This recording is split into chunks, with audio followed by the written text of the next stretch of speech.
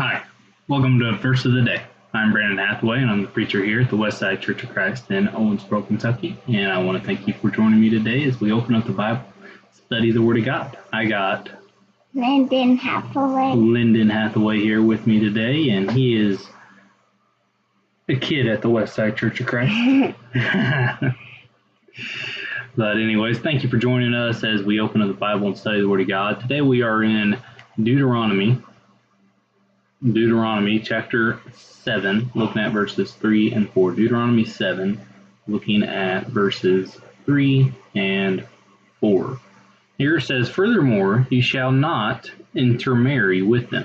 You shall not give your daughter to their sons, nor shall you take their daughters for your sons, for they will turn your sons away from following me to serve the other gods. And then the anger of the Lord will be kindled against you, and he will quickly destroy you." So here's a command that Moses gives to the children of Israel as they're, again, prepping to go into this land, is that they are not to make any covenants with these people, and with that they are not to marry any of these people, that they're not to allow their descendants to marry the descendants of the Canaanites, Hittites, Amorites, and not to allow, whether it's man or woman, that they were not supposed to do that. And the reason for is, again, verse 4 says, "For they will turn your sons away from following me." They will turn them. They will have them start worshiping these idols and start worshiping our God the way they sacrifice to their gods.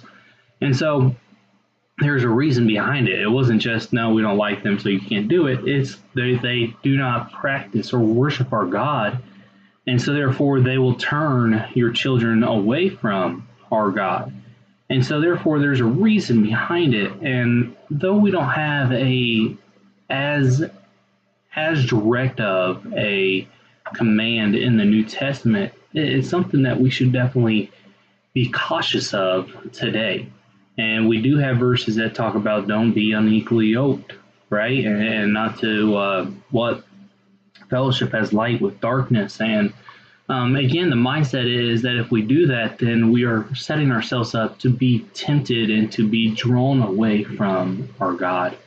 And so there's certainly plenty of verses, I believe, that do help in pointing out that we shouldn't or should strive from marrying a non-Christian. And certainly as we look to the Old Testament and we look at the example here that Israel should not have married it and made covenants with these other nations. And again, it was their downfall. It was what caused so much temptation and caused them to worship and sacrifice to all these other idols and allowed them to be destroyed. So anyways, I want to thank you for joining me today. I do appreciate that. I hope that everybody has a blessed and wonderful Saturday and a good weekend.